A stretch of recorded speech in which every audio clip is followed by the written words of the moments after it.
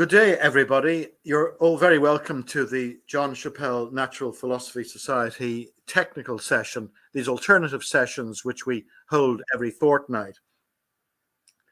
The intermediate weeks, David the Hilster will be hosting meetings as often as possible, generally discussing problems in fundamental physics.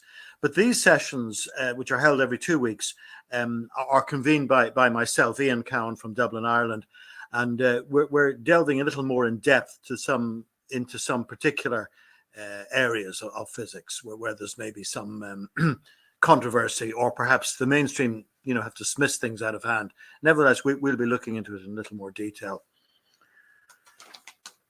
So we had a little teething problem there. I think it's probably sorted out. We'll see in a moment. But we again have Roger Anderton. He has spoken to us on a number of occasions quite kindly. And I think he's offered actually another talk as well later on, maybe come the autumn.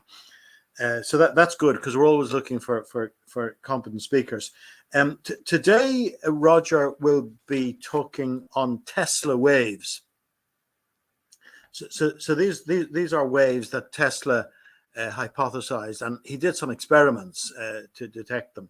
Now, basically, I think Roger's contention is that Einstein was interpreted, at least, whether correctly or not, as saying that there was no ether at all, and what followed from that was ignoring the Tesla physics based on ether.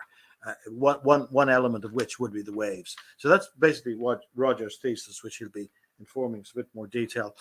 I'm personally interested in this because I've been looking into the question with Dr. Allen here for some years of the physics of J.P. Wesley, where he sort of indicates that by solution of the classical electromagnetic equations, you can obtain sort of Hertzian transverse components of any electromagnetic disturbance, but you can also obtain a non-Hertzian electrodynamic scalar term.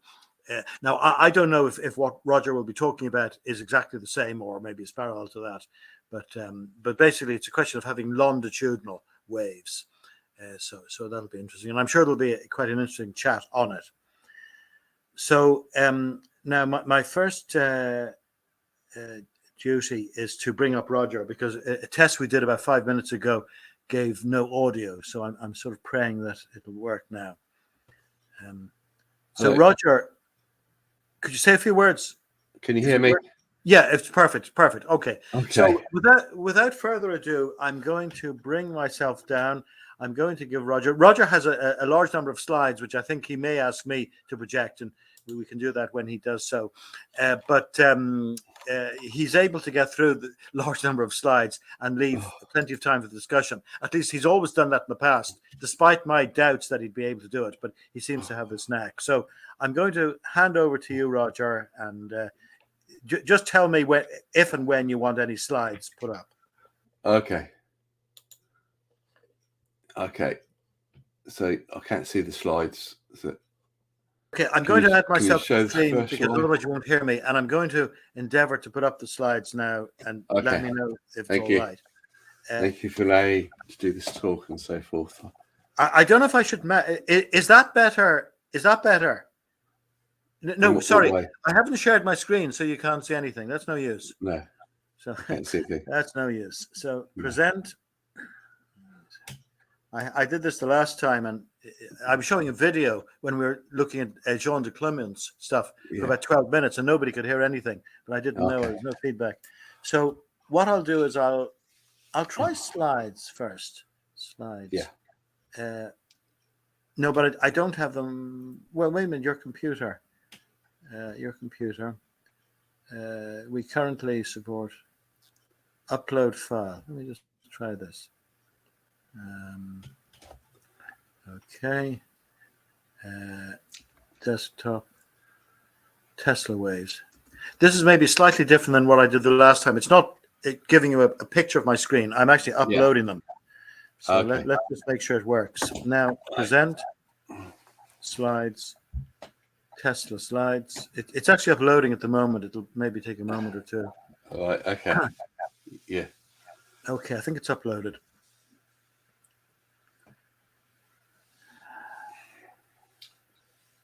Yeah. Tesla was dealing with ether physics. I think it's the thing you said, and a lot of people were dealing with ether physics. And then when Einstein came along, they decided to ignore ether physics and decided it was wrong.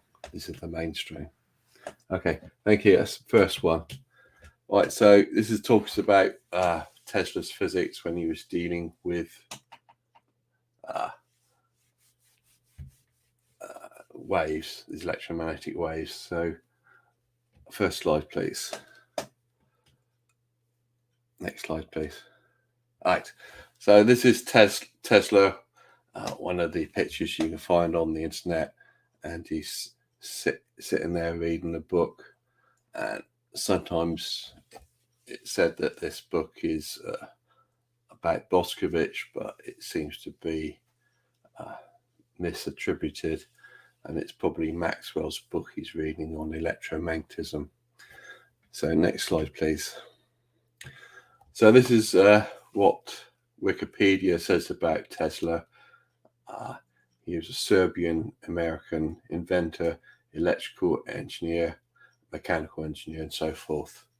And he was the one who invented the alternating current power system.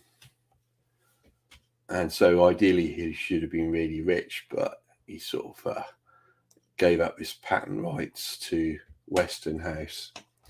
And apparently when he was doing all his research, he was doing lots of research and expensive experiments, he ran out of money and he couldn't get the backing in the end. So next slide, please. And so, as I said, Tesla physics was based on the ether. And with Einstein coming along, the ether is deemed not to exist. And so mainstream physicists normally ignore anything as to talk about ether. So they most of the time they just ignore what Tesla says about physics. Next slide, please.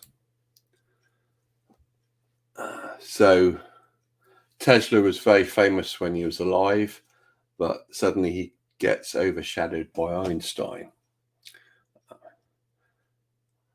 And other talks have argued that he should bring back the ether, and so discarding Tesla's ether physics was a mistake. Next slide, please. When Einstein was interpreted as claiming there was no ether, that was used an excuse to ignore Tesla physics, which was based on the ether. And ether is supposed to mean the medium for which light waves and other electromagnetic waves traveling. Next slide, please. So this is the famous paper by Einstein, which was published in 1905 on the electrodynamics of moving bodies. And in that paper, he says the ether is superfluous. And so people come after him, take that to mean that you can discard the ether. Next slide, please. And so I've dealt in some videos that there's translation problems with translating Einstein from German into English, but I'm putting aside that issue for now and pointing out in the 1905 paper he seems to be saying ether is superfluous, which then gets interpreted as discard the ether. But Einstein later, such a thing as a 1920 lecture, seems to be saying there's some type of ether. But when Einstein seems to change his mind about the ether, the mainstream physics community doesn't go along with the change of mind, and they just stick with what they think Einstein means in 1905. And that sort of messed a lot of physics up in my point of view. Next slide, please. So Einstein became this authority figure that physicists appeal to when discarding ether. There was a lot of ether physics before Einstein, and now that gets mostly ignored. And Tesla was part of the people dealing with ether physics. There was a lot of people dealing with ether physics. So it's really a lot of people that are getting ignored when they're talking about physics dealing with the ether. Next slide, please. So if you have a wave, then ideally you should have a medium for that wave. So if you've got a water wave, you have water as the medium for that wave. If you have a sound wave in air, then the air is the medium for that wave, etc. So you would think if you've got light wave, then you need a medium for that light wave. And under the Einstein 1905 corruption, mainstream wants to discard light wave as having a medium, which is ether. So what they say doesn't make sense.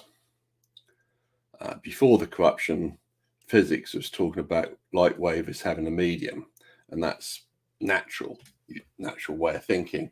A wave has a medium, and it's the corruption which twists people's mind, and they think, well, light wave hasn't got a medium, according to Einstein. And they're then ignoring the later things that Einstein's saying about ether.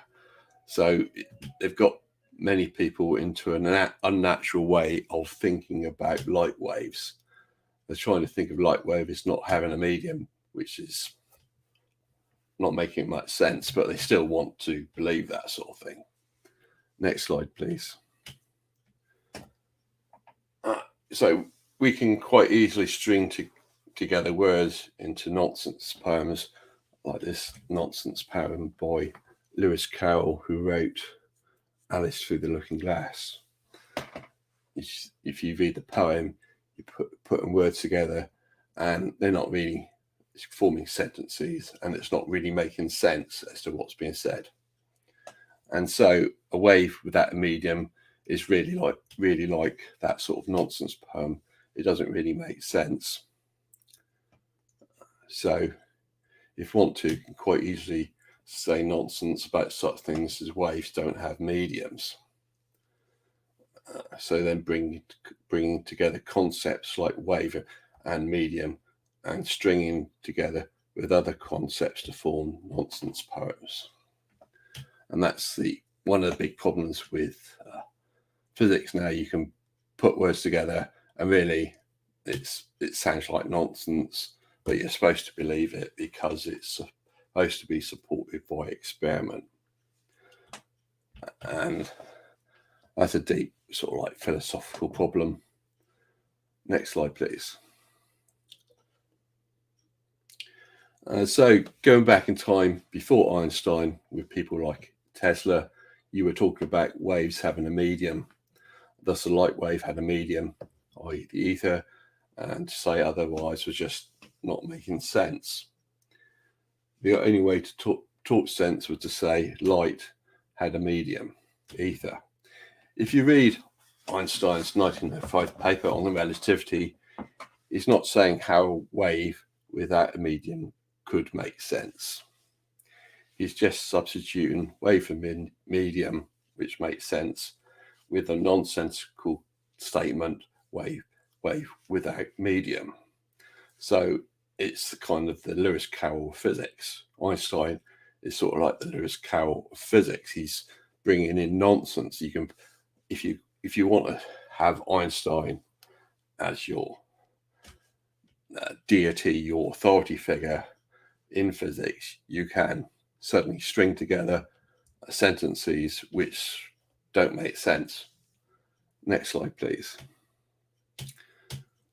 So now I want to get on to the Tesla physics, and the subject is so vast that I'm only going to be able to scratch the surface. And so Tesla physics was the old way of thinking about physics before that nonsense comes in with Einstein. Next slide, please. So this is Tesla, reintroducing him. he's in the picture on the left, he's sitting there reading his book while all these electrical discharges are being created behind him. And it might be a Photoshop picture, but that's the sort of thing he was dealing with, high energy electrical discharges. And there's a lot of strange claims as to what he discovered when he was dealing with high voltage and high current electrical experiments. Next slide, please. So this is Tesla again, and Tesla had this, what is normally known for, if you do know Tesla, he's normally known for this idea of broadcast energy. He was going to give free electrical energy to people by transmitting it on this, what looks like a giant aerial. So you've had an electrical device, say radio set, you wouldn't need batteries in it. You would just be transmitting the electrical power to you. And all that ends up in a big sort of like conspiracy theory, because he started off trying to do this, and then he ran out of funds and people weren't giving him any more money for his research use, and they did knock down his tower, which is a Wardenclyffe Tower in that picture, because they thought it was a hazard.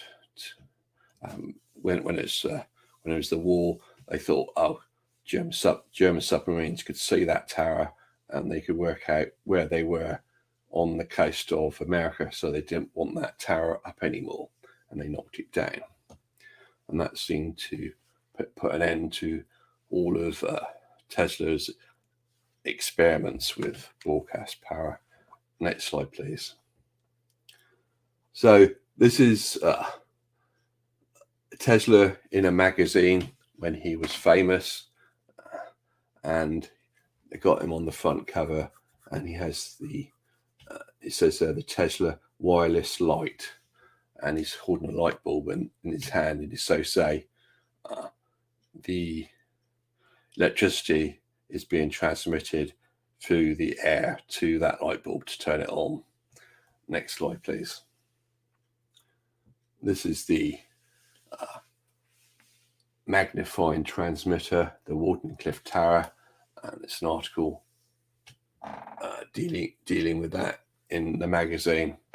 Unfortunately, when you get into conspiracy about it, or the full details of what he was doing don't seem to be revealed.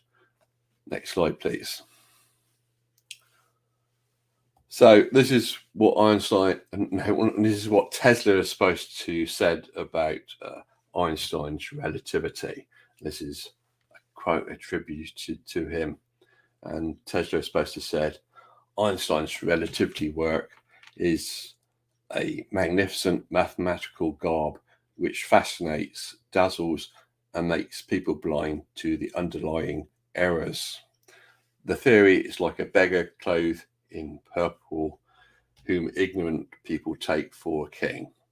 Its exponents are brilliant men, but they are metaphysicists rather than scientists. And so Tesla is slagging off Einstein's relativity, and Einstein's relativity ends up in a lot of complicated mathematics, so that loses people. Loses most people that it's complicated mathematics.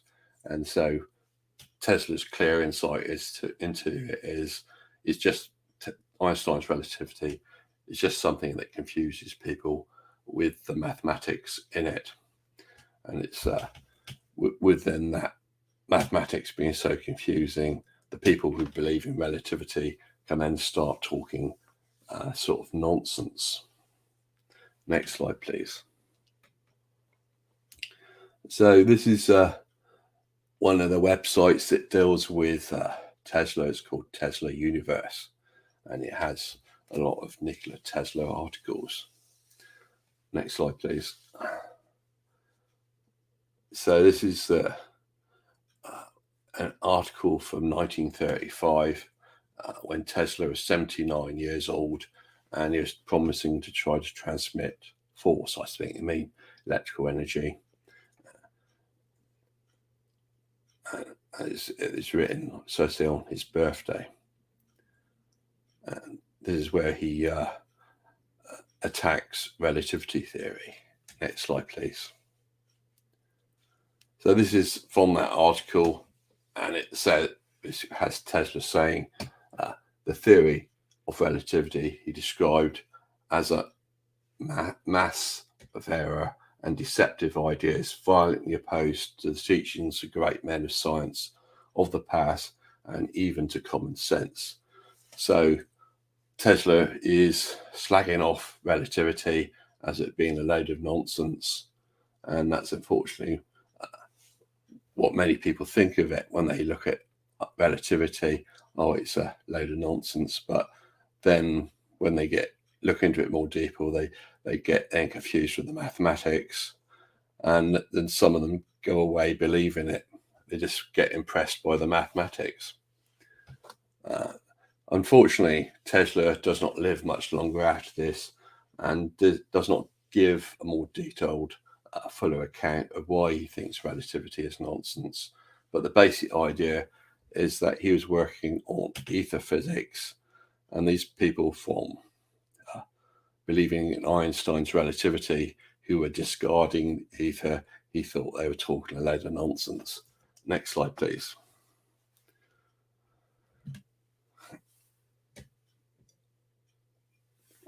So the further one looks into Tesla, the weirder things get, with contact with aliens, anti-gravity, time travel, etc.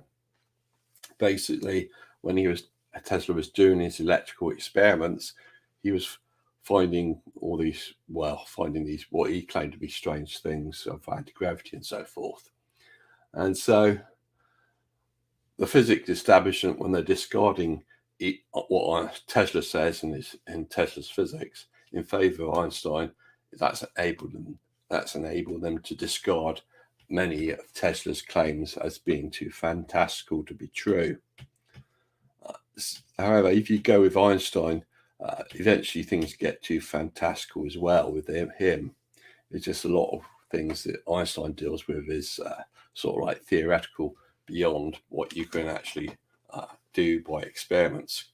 You get all this with Einstein, you get all this talk about things like black holes and being able to have spaceships that travel through warp space-time and all that sort of thing. But it's sort of like you need technology beyond what you've got at the moment.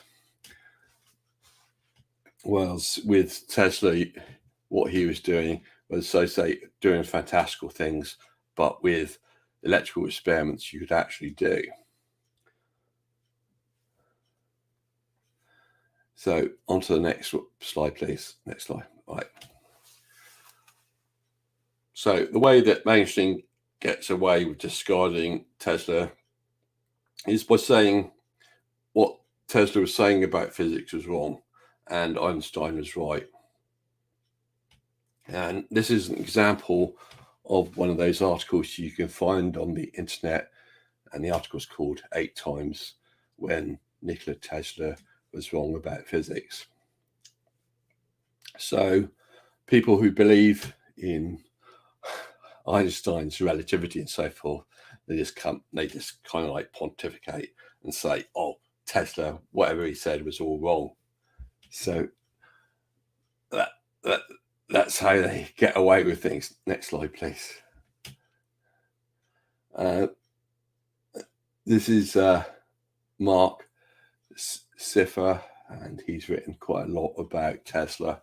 He's an internationally acclaimed speaker and author on the book Wizard, which is about the life and times of Nikola Tesla. But I'm only going to deal with some of the things that Mark says. Next slide, please. So this is the article by Mark about Tesla's comments on Einstein. And he's pointing out that of Tesla's opposition to Einstein's relativity. And so we can quote a bit of what Mark says. Tesla disagreed with the findings of Einstein's theory of relativity in a number of ways. And so that's what the situation is. Either you ought to believe in Einstein's relativity, or you go with Tesla and say what Einstein's saying is wrong. Next slide, please. So I'm not going along with everything that Tesla said. It's a lot of things that Tesla says that are getting ignored.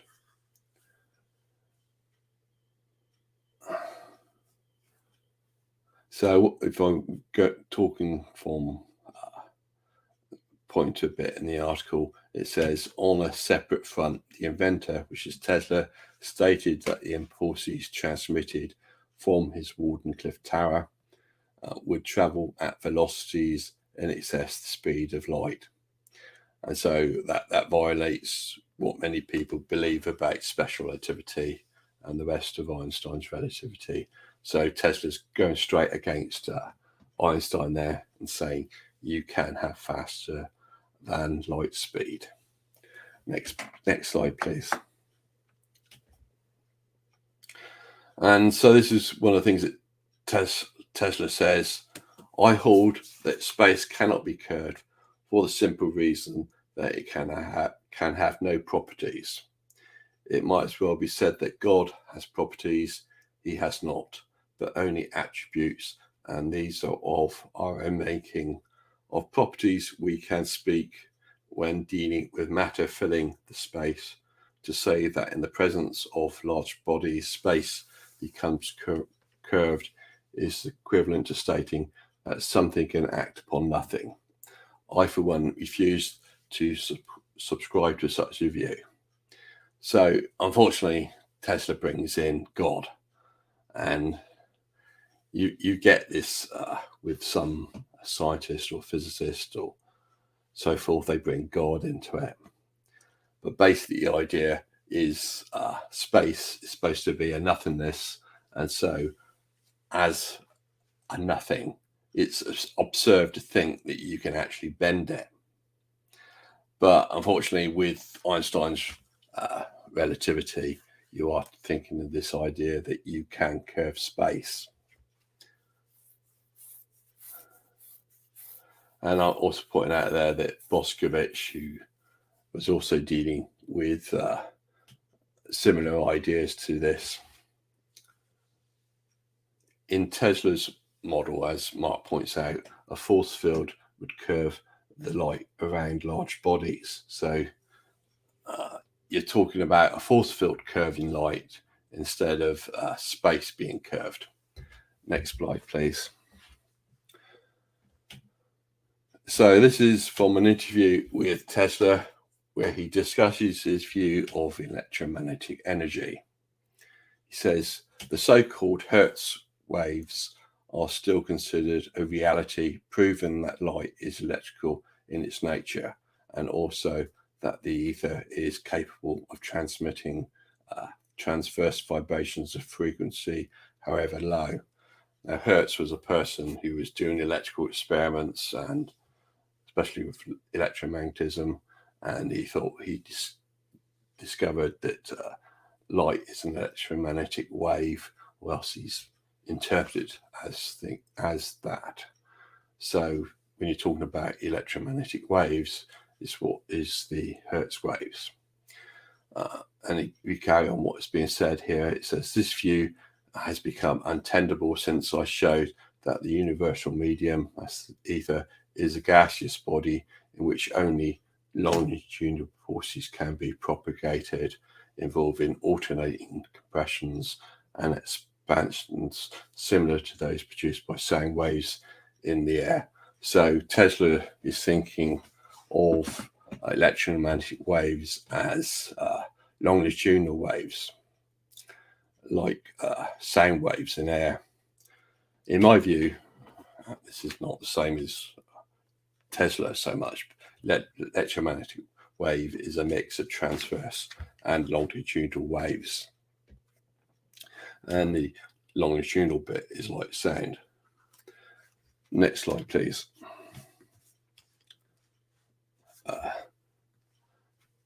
So, as I'm pointing out again, the inventor Tesla stated that the impulses transmitted from his Wardenclyffe tower would also travel at velocities in excess of the speed of light. He likened the effect to the moon's shadow spreading over the Earth, i.e. didn't have light speed in vacuum see as a limiting speed, as how some people who believe in Einstein's relativity like to interpret light speed. Next slide, please. And now I'm going to show that the photophone demonstrates the longitudinal part of electromagnetic waves. So I think electromagnetic waves have both a transverse and a longitudinal part, and Tesla was just emphasizing the longitudinal part. Next slide, please. So this is a photophone, and it's an old electrical device, and it's Bell's photophone worked by projecting voice through an instrument towards a mirror. Vibrations in the voice caused oscillations in the shape of the mirror. Bell directed sunlight into the mirror, which captured and projected the mirror's oscillations toward a receiving mirror, where the signals were transformed back into sound at the receiving end. So basically the idea is you can transmit sound along light. If you shine a ray of light, you can transmit sound upon that. You can put a receiver talking to a microphone or receiver and transmit your sound along that light, and at the other end of the light you can turn that back into sound again.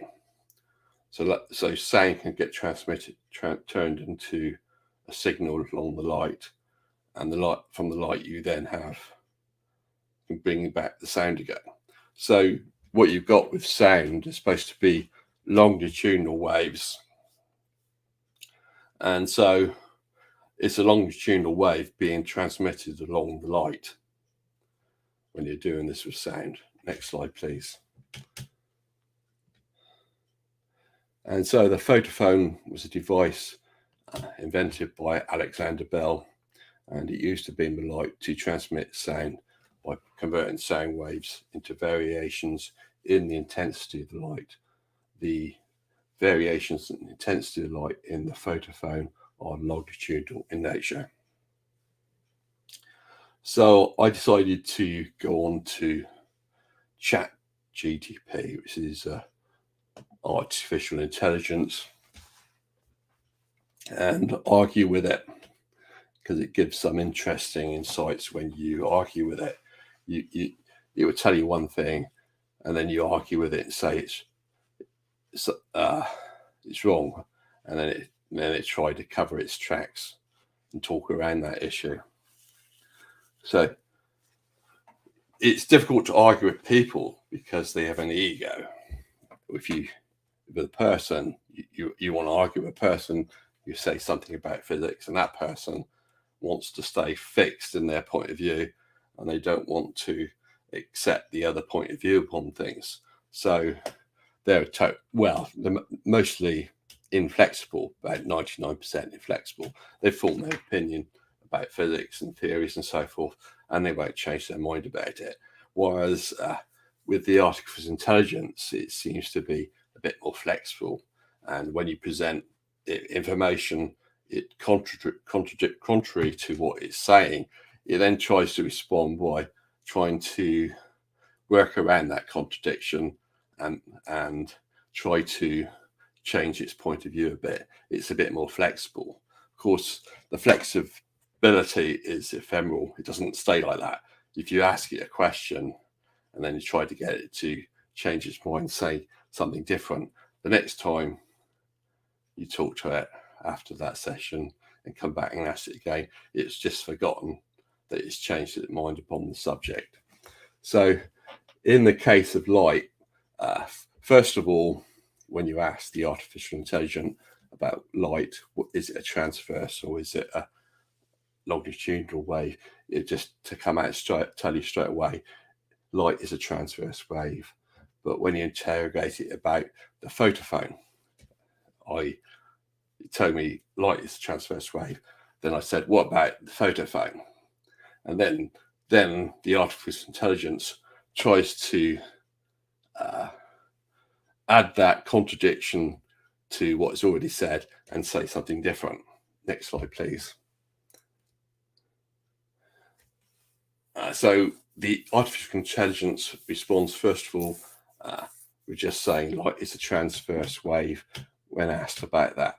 But when you introduce the photophone, the artificial intelligence starts changing its position and talks of light as a longitudinal wave.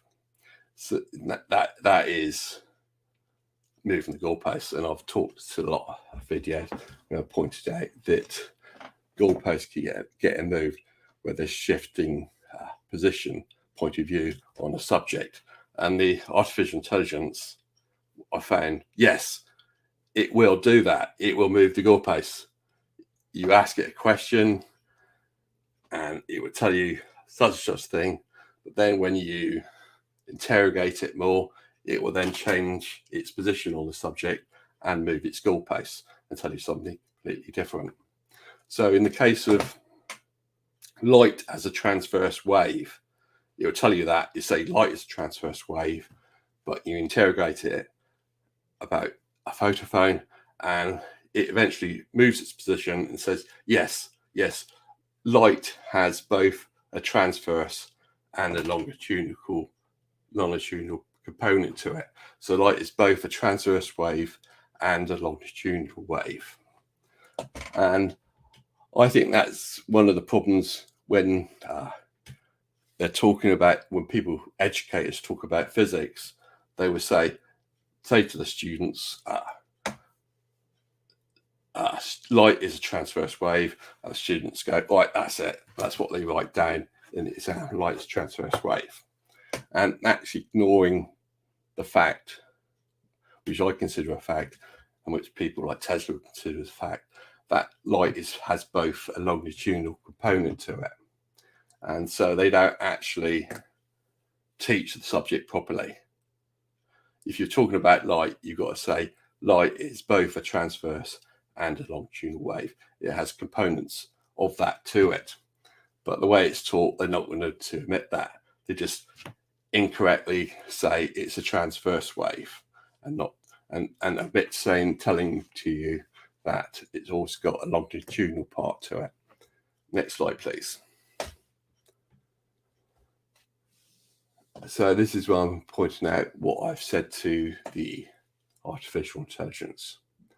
And this is what the artificial intelligence says, trying to cover its tracks. And so I'm pointing out, of course, how the question is posed has the artificial intelligence give different answers. So if you pose the question in a certain way, it would tell you one answer. And if you pose the question in a different way, it gives you a different answer. And that's still more moving goalposts.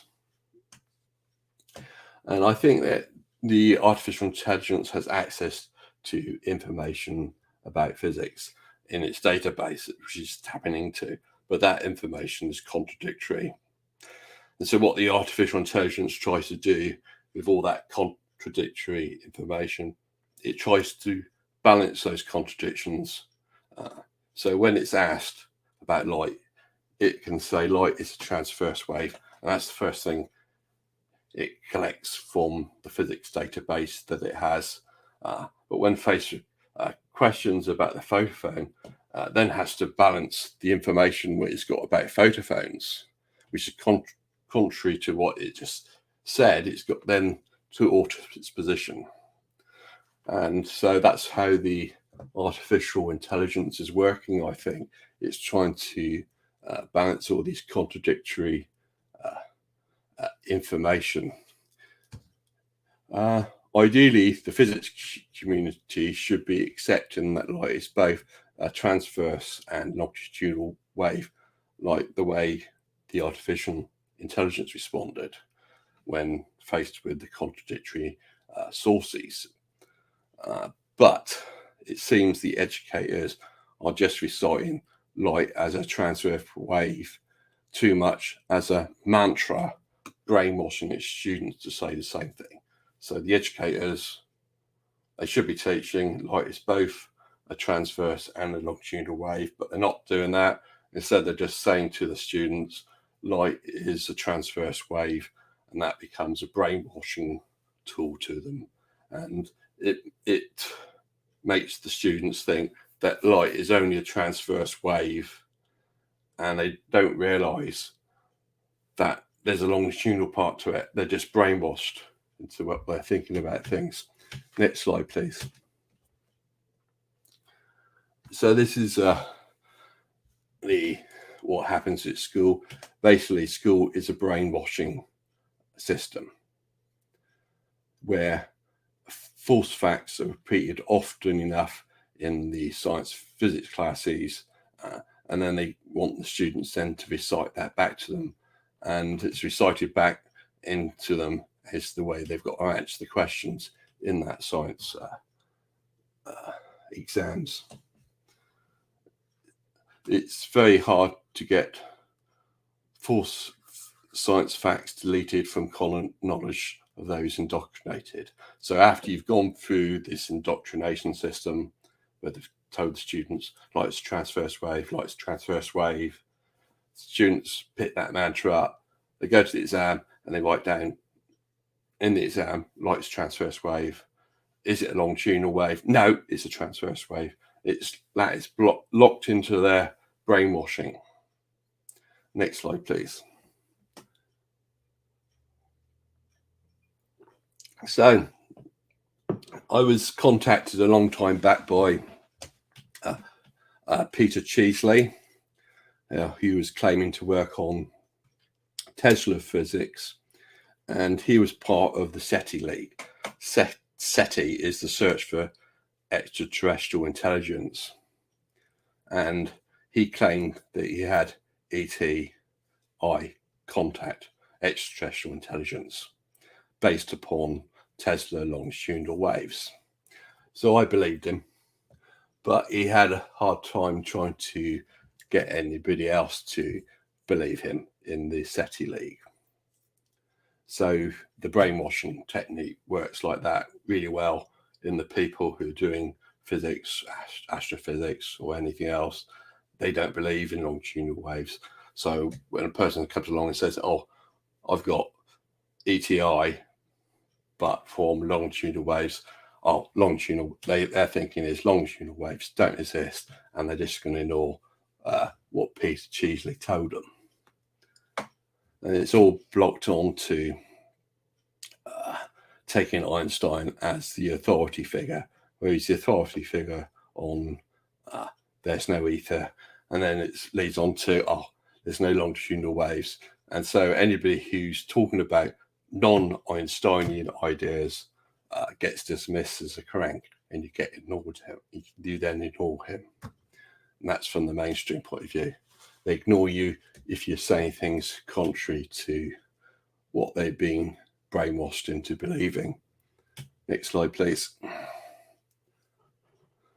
So this is the talk I gave at the NPA, Natural Philosophy Association, which has now changed into the Chappell Natural Philosophy Society. And this is I gave back in 2010, where I was pointing out that there was extraterrestrial communication through radio signals based on Newtonian physics. And I didn't get much reception there. People didn't seem to understand what I was saying. If you got the point of view that Einstein's right, then somebody talking about this, well, you're just going to ignore it as being wrong. And this society we're in, the Natural Philosophy Society. Most of them have had the point of view that Einstein is wrong. So ideally, they should be thinking to a large extent, oh, Newton is right. But instead of that, they go off in lots of different directions. So I was pointing out, if you're discarding Einstein, what he's saying about a lot of things, and you're going back to physics before Tesla, no, not before Tesla, you're going back to physics of Tesla, then you've got all of these things like radio signals from extraterrestrials, and people believing in Einstein are just going to ignore that. Next slide, please. So here's the picture of Einstein, cartoon picture. He's famous for having a photograph where he poked out his tongue. Anyway, so basically physics has just gone off in a blind alley from the Einsteinian revolution.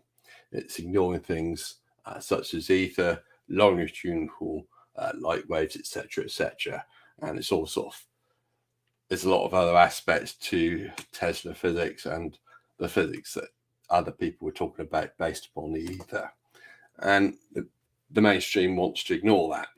And then it leads to a bad education system. It's about misinforming students about many things.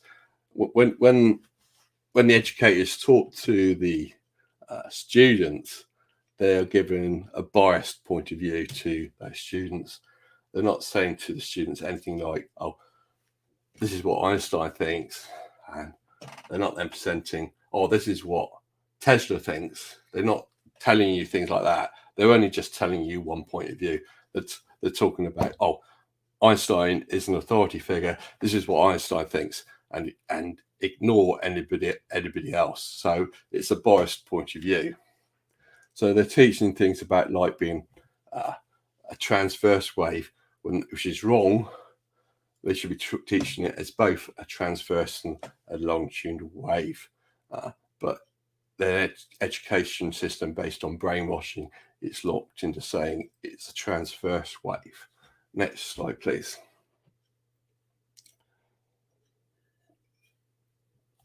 So the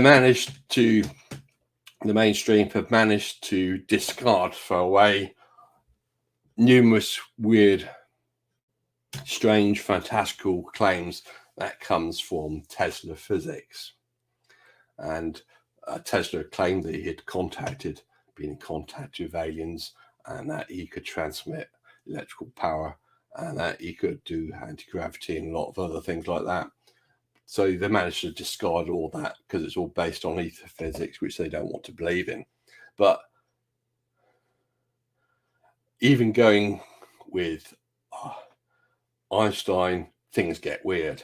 You've got this article in the Sun newspaper. Sun is not really supposed to be a totally reliable source, but you can look, and it's this news story gets published other places as well. And the claim is that Einstein studied the corpses of 5 aliens, and that claim came from an assistant.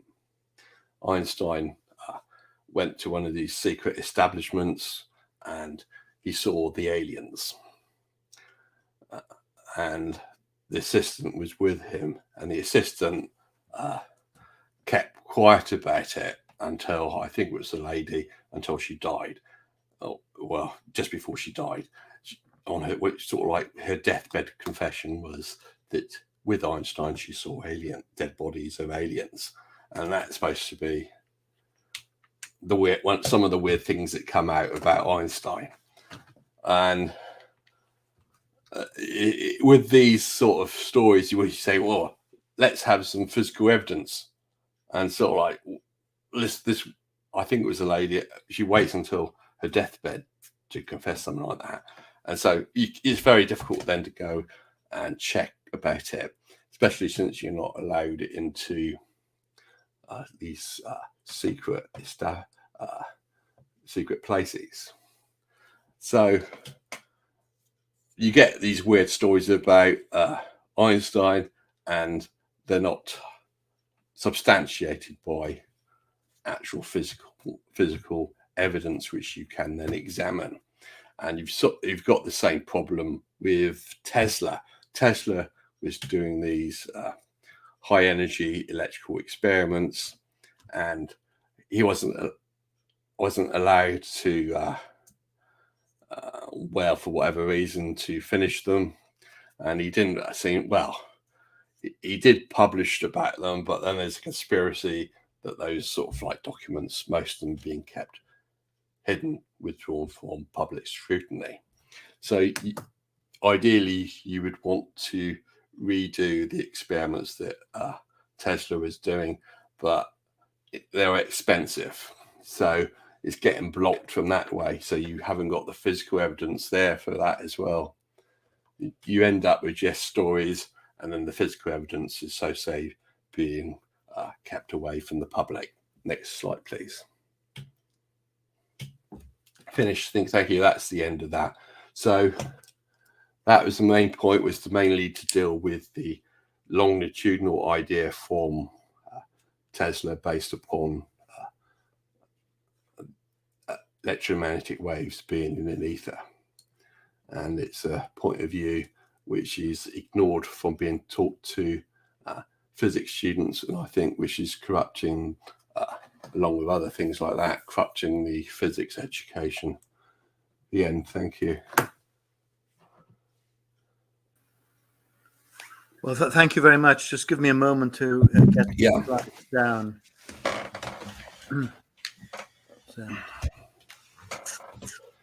See, turn the fan on. I'm going to stop sharing.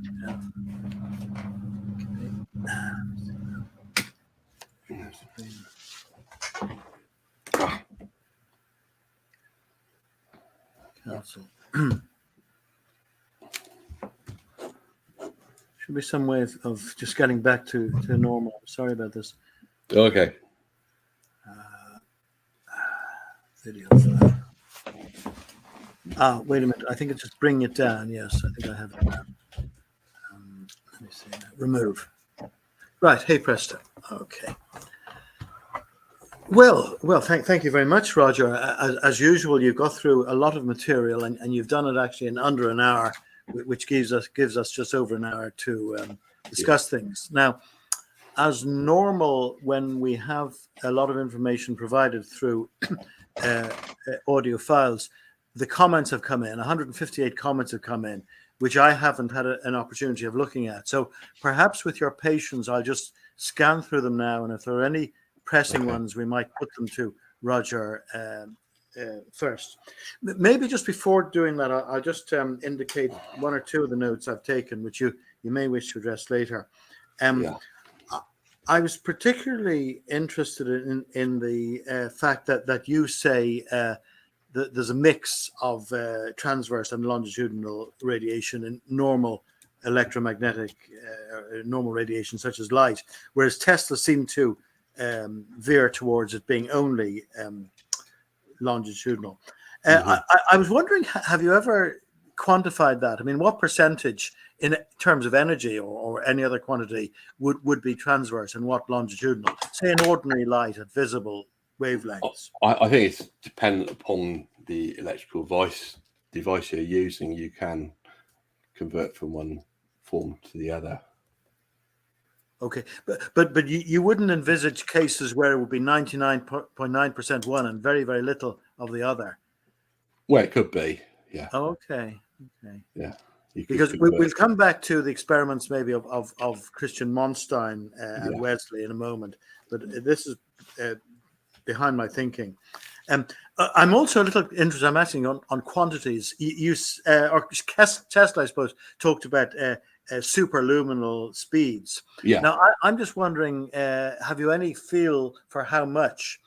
Because I haven't actually quantified these in some of the work I've been looking at, but I do envisage that the establishment of electrostatic fields and things like that would not be only a few percent greater than the speed of light. They might be orders of magnitude greater than the speed of light.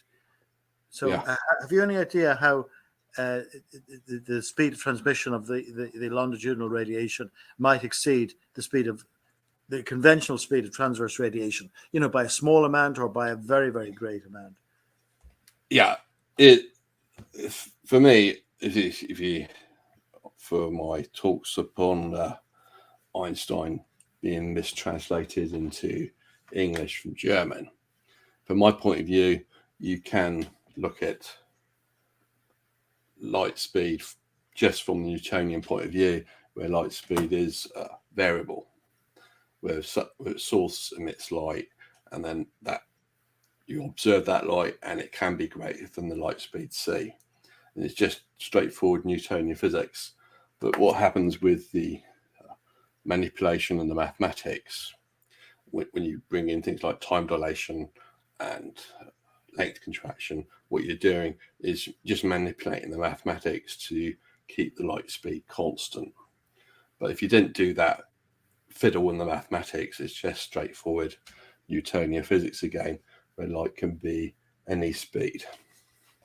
But if you have a mixture, say, of transverse and longitudinal radiation, and they be quite different, well, then if you have a light signal being transmitted, the transverse component would arrive at a different time from the time that the longitudinal would. It might be very much later. Yeah. That's possible, is it? Yeah, that's what they got. If you go to mainstream physics, they've got this idea of the group velocity of light and the phase velocity of light, and you multiply those two things together and they equal c squared. So the transverse from that equation, the group velocity of light can be greater than the speed c if you make the phase velocity of light smaller. So from that equation, you're fiddling around with the information being transferred. But in their case, it's only slightly different. Yeah, but how that slightly greater, the other slightly less, as you say. Yeah, but how that connects particularly to treating light as having both longitudinal and transverse components, I don't think that equation deals with things properly. But you've got that in the basic mainstream physics, that light having both a phase velocity and a group velocity, you can make those speeds vary, and you can have it greater than c if you make the other one smaller than c. But then that's not, I don't think the math for that is not explained very well, and I think it's a mess. And then they go on to a thing called quantum entanglement, where you try to bring in quantum physics into special relativity, and I think it get even more confusing, because they then sort of start saying, when you got quantum entanglement, as you got two particles and they can communicate with each other faster than the speed of light, so long as it's not useful information, then they can communicate faster than the speed of light. And sort of what's happened with special relativity is then sort of like had its goalposts moved again. It's sort of like the original, well, you go back to one version of special relativity, nothing can go faster than the speed of light. But then next they're saying with the quantum bit, useful information can't be transmitted faster than the speed of light. So they've changed what they're saying about light speed. They never used to say that useful information can't be sent faster than the speed of light. If it's non-useful information, then it can go faster than the speed of light. They never used to say that. So it's goalposts moved.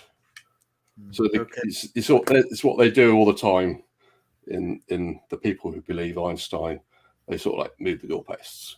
They sort of like, well, Einstein, if you read his papers, you can interpret when he's getting further on down the line, when he's talking in the 1930s and so forth. Oh yeah, he's talking about light speed being the limiter, and you can't go faster than the speed of light. But then they bring in quantum physics, and then they want Einstein to say something different. It's all a mess in the mathematics. Okay. Well, I've only one more point before handing it over to the more general, and it was just this photophone. Did you call it? Yeah. That was interesting. But how does one know from the setup that the radiation coming from that would be longitudinal? Well, the sound is being sent converted into light, Right. and that the sound is longitudinal wave. Well, in mainstream physics, you think of sound as longitudinal wave. Yes. So you're converting a longitudinal wave into a light wave, and so it should be still a longitudinal wave. There's no special the thing. mainstream would say no, it's conversion into a transverse wave. But So then that's part of the thing. If you're saying you can convert longitudinal waves into transverse waves, then there's a kind of unity between the two things. Well, okay. Well, we may come back to those because I think personally a lot of those points are very valuable. Yeah. I'm interested in your comments. But please bear with me while I just quickly scan the comments from the people who are valuable participants in Facebook and YouTube. But they have a lot of comments here, and many of them are discussions between themselves, which we encourage. No problem with that. But let's see, do we have to address any of those? Is it important that longitudinal transverse? What is important is that light is a compression wave in a medium, not an alternate. I know Franklin, who's actually in the green room. We may bring him in a moment, but I know he's an advocate of longitudinal as distinct from transverse. So I think he may take issue with you with regard to establishing a mix. But Franklin says it isn't important about longitudinal transverse. What is important is that the light is a compression wave in a medium, not an alternating electromagnetic field. Well, so I suppose, I'm differing from Franklin. Yeah. And I probably would as well. But I'm prepared to accept the electric field and the magnetic field are giving the transverse wave. So I'm accepting so am I. Part of it. Yes, but okay. It's also I'm saying that you can put a longitudinal thing onto it. And sort of the mainstream, when they talk about these things, they're saying electric field and magnetic field. That gives a transverse wave. So light is only a transverse wave, but they're then ignoring the longitudinal part. Okay. So, any of this, what would photons for two physicists? What light makes matter in 1930s? Mass. Not made out of leptons. Two photons. Alien said you're wrong. It's a funny joke. What to find the article? Well, this might come back to Franklin later, not so much, but Robert Kay is saying, Franklin, we measure electricity and magnetism. How would you measure a compression wave? So we may ask Franklin again to describe why he believes some of these pop science. Okay. Now let's see what this is. Maxwell assumed a medium of particle pairs to get his speed of EM vibrations, a function of matter density in vortices and a fluid velocity ratio between two fluids. Well, I don't know his question. He's just stating what he understands by Maxwell's ideas. Actually, just I'm going through. I'm probably halfway through, but Okay. Do you think that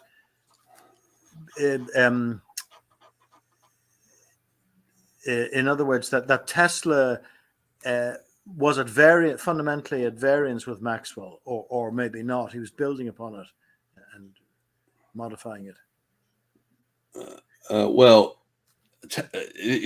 You end up with a conspiracy theory with Tesla.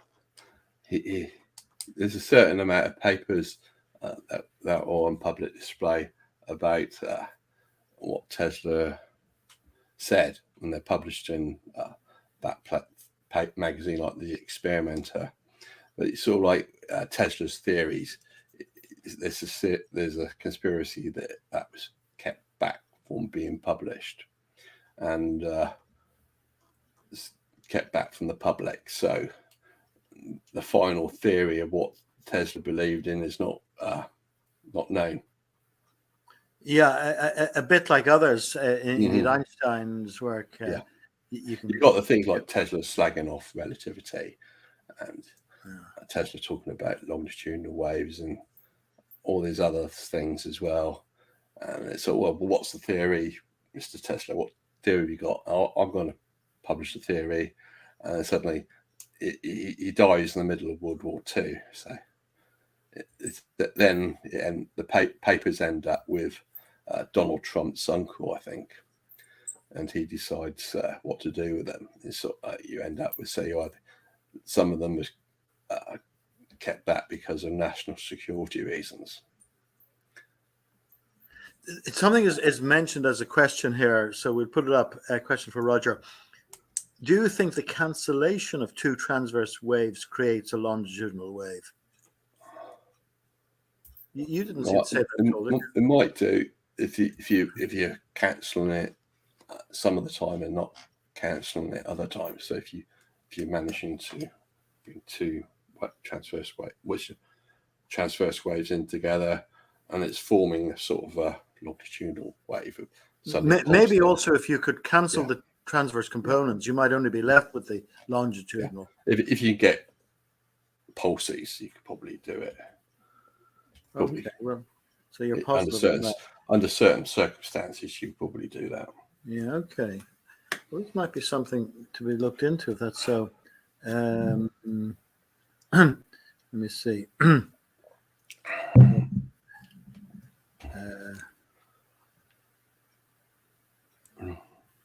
Okay. Let me see now. Tesla's other quotes say that he disagreed. Okay, here's something. I think Franklin again, maybe. Tesla's other quotes say that he disagreed with Maxwell's equations and thought that many believed Maxwell, but they were deceived. Yeah. I haven't seen that explicitly, but maybe it's one interpretation of it. Cornelius Einstein gave the definition of the ether in his address in 1920, which you referred to that already, actually. Yeah. So if you take, and you did make a distinction between what is generally believed. Yeah. Okay. I think I've asked the artificial intelligence about the ether, and see why Einstein changed his mind about it, and it's sort of like you just start arguing with it. But the mainstream point of view seems to be discard the ether as per what Einstein was saying in 1905, and what Einstein introduced back in 1920 shouldn't really be called an ether.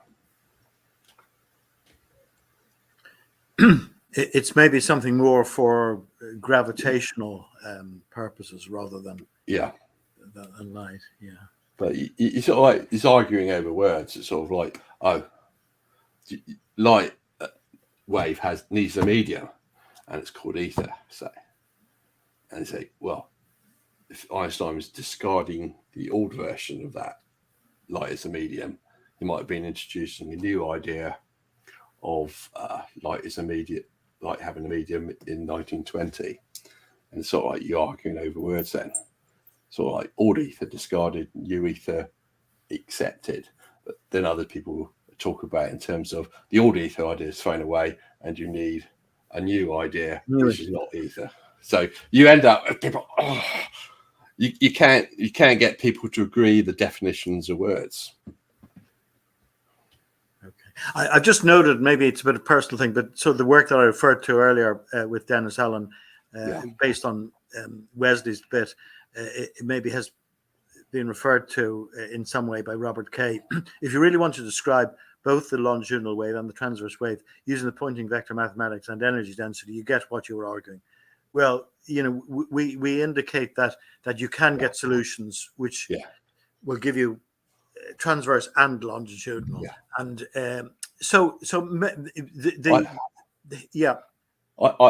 think it's all like when you're a poor dumb student, 15 years old, 18, getting on 21, you pass your degree and you've done physics, you've passed your degree in physics, and they've been telling you that light is only a transverse wave, and that is a distortion. I think if you then deviate and you go into the subject in more detail beyond what you covered in the bachelor level of physics, you do then realize that light is not really just purely a transverse wave. And I think that's what the more advanced level it is, that there are specialists who think that light, electromagnetic waves, is both transverse and longitudinal.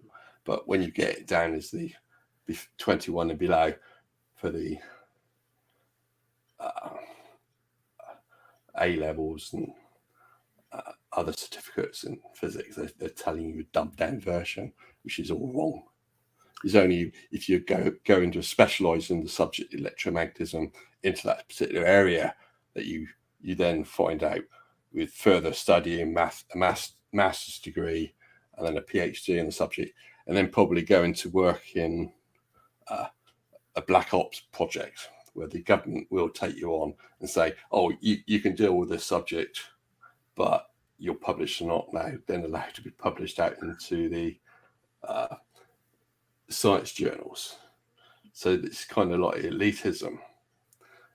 If you're working for the government, your papers are then not allowed to be published in the what they call the white ops field of general articles of physics journals. There's only a small number of specialists who realise what light and electromagnetic waves are, as being both transverse and longitudinal, but then they're not allowed to say anything. Shut up. So it's important to demonstrate experimentally the theoretical basis for something. And I referred earlier to the work which Christian Monstein had undertaken some years ago with the late J.P. Wesley, where he had this setup and he indicated they had actually demonstrated longitudinal waves because they had this array 3x3 dimensional array of polarizer analyzer, and they said, well that would attenuate the longitudinal waves, which it didn't. It showed them. But that experiment was repeated by Butterworth et al. And they got the same results actually, but they differed from the interpretation. They said, well, no, we got some transverse radiation, and it was an error in interpreting the other as being other than not non-transverse. So one could a bit maybe cynically or jumping to conclusion say, well, they were under pressure from their academic spheres or even their own prejudices from inferring, from their experiment what obviously was there. But it's something to be done, and as I say, it's something that Dennis Allen and I are maybe looking into a bit. It's still the Einstein again. There's pressure to interpret things from what Einstein was saying. So right. It's that pressure again. In the mainstream physics journals, they don't like to publish things about saying that Einstein is wrong. They much prefer to say that you've done the experiment wrong or you're misinterpreting the experiment. It's sort of like you're not given the option of saying, I believe in ether physics, so I'm going to interpret it from ether physics and not from Einstein. That's not an option that they give you. And so I was just about to invite people in the green room because we need to get on that soon. But here's one question which I would try to answer, but it's for you first, certainly. No, sorry, that's not the one I wanted. It's interesting, but it's just an observation. This is the question. He says, question for Roger. What would be correct versions of Maxwell's equations to give complete solution of both longitudinal and transverse waves? I haven't gone into the maths on that. Yeah, well, we have. Yeah. So, but if you think this is barking up the wrong tree, please say so. We've basically just gone back to originals, including all terms and all sort of well, it's hard to describe in language, but all the sort of like cross products and all that of terms when you're operating with the nabla operator and all that sort of thing. But and if you work out the general equations for the Poynting vector and the energy density in terms of the two potentials, the scalar potential, the magnetic vector potential, you get the two equations. And if you find that the scalar potential one, which is sometimes just neglected and just vanishes, will actually give you the longitudinal solution. So in a nutshell, anyway. I see that as a different issue to argue about. First, on this thing, the first thing is to argue that the ether exists and that light and electromagnetic waves have the longitudinal part to it, and to then work out what the mathematics is something else to argue about. Because you I see these things, which is exciting, actually, if I'm right, or if we're all right. I see these two things as gelling together. Your description based on the ether as a medium of transmission, fundamental medium of transmission of the waves, and the consequent elaboration of the different types of disturbances, and the mathematics I'm referring to seems to gel together. So it's interesting. I mean, they would both have to be wrong, I think, for us to be barking up the wrong tree. Yeah. But anyway, oh goodness me, I'm trying to finish. He's put up all big equations, but just to frighten us all. I won't bother. Maxwell finds it okay. Pi rho v squared. I don't think I gave any maths in my talk. I was just you probably didn't know. I'm concentrating on concepts. I was arguing about concepts. Well, I've given a talk in the recent past about this, and I've given all the equations. I haven't given you 5 pages of derivation, but I've given you the solutions. I said, if you do this, that, and the other, these are the solutions. And I said, if you want more details, just come back to me. And so we can do that. Now, I noticed there are some people in the green room, and I think we've had Cornelius and Franklin have joined us. So first of all, before sort of twisting your arms to come up, because I'll do that. Are there any of you, or is there any of you who wants to speak before I do that? Because if so, just maybe wave and I'll bring you up immediately. If not, I'll sort of invite you to come up. Well, maybe the first person actually to join was Dennis Allen, and I might bring you up, Denny, because I've taken your name in vain a number of times because you were working with me on this business, thank you. Cheers. So yeah, okay, go ahead, Danny. Well, there's this paper, 35 pages, I guess, Superluminary Effects on Fine Wires by Harold Willis Milnes, which if you email me, I can send you as a PDF file. The author has passed on. It talks about the fact that he predicts experimentally, and he also has did experiments to show his theory was right, that you can send signals down wires at integral multiples of the speed of light, twice, 3 times, 4 times, and so on. Mm-hmm. And but the waves hug the wires, just like Tesla's waves hug the Earth. Yeah. So it seems to be connected with Tesla's thinking, but as I recall, he doesn't really go into Tesla's thinking very much. So I think he liked Tesla. Yeah. So, and then it's the difference between longitudinal and transverse waves.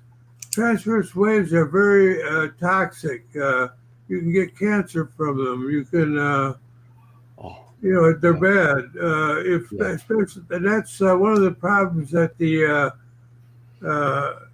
self-driving vehicle people are facing is the radars have to be so much radiation that the people are on the road all day, every day, like truck drivers and so on, would get too much radiation. And, you say, well, there won't be any taxi drivers. They're they're automated by the self-driving feature. But there are also cars going up and down that would have passengers. And if they receive too much radiation, then they'll start suing people. Yeah. And but according to my son, Pat, who works for the Michigan Department of Transportation, that doesn't seem to matter. The technology has such momentum that they're going to give self-driving vehicles anyway, whether you get sick from going up and down the roads or not. Yeah. And but longitudinal radiation seems to be much more benign. Bill Lucas has a paper, let me see here.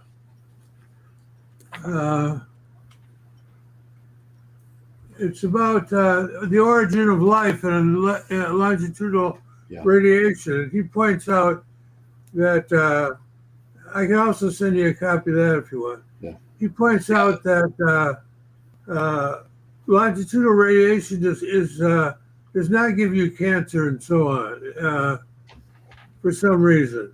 I don't know the chemistry. It has something to do with the calcium channel or something. Yeah. But so this is not just an academic thing. It'd be very beneficial if the radars could be longitudinal rather than transverse, because then that would get rid of the problem of people getting cancer and so on, going up and down the road. Yeah. And well, let me leave it right there.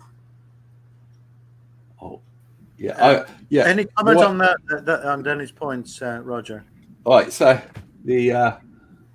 if you're talking about it in terms of transverse and longitudinal waves, but if you go to mainstream on the cancer issue, then it's recognized that there's non-ionizing radiation and ionizing radiation. So if you've got high enough frequency, I think it's into the microwaves, this is on the electromagnetic spectrum, then if you go high enough, then it's going to cause cancer, because you end up going to things like gamma rays and X-rays. So it's thought that transverse waves on a low enough frequency don't cause cancer. It's only if you've got high frequency that you're going to get cancer. So it is recognized to some extent that electromagnetic waves can cause cancer under certain conditions, but bringing in the transverse and the longitudinal part of electromagnetic waves, the mainstream's not really talking about it in that sort of way. So it's a whole new issue to look into. I saw somewhere that they were claiming that for the higher frequencies, the longitudinal waves could have a beneficent effect in maybe healing bones or the human body, the health. But it also said that maybe at the sort of 50 to 60 hertz area, they actually could be damaging. The longitudinal rays could be damaging at those low frequencies. I don't know if you've seen that, Denny. No. Okay. No. There's a lot of things said about these frequencies of the waves when you think about it in terms of transverse waves. And I think your eyes, you can only see a small part of the electromagnetic spectrum, and that's what you think of as light normally. But outside of that, there's loads of other frequencies. And I've seen papers where it's something like 250 megahertz gives cancer. Okay, well, we first have to thrash out as to whether these things exist at all, and then we can start arguing about which frequency.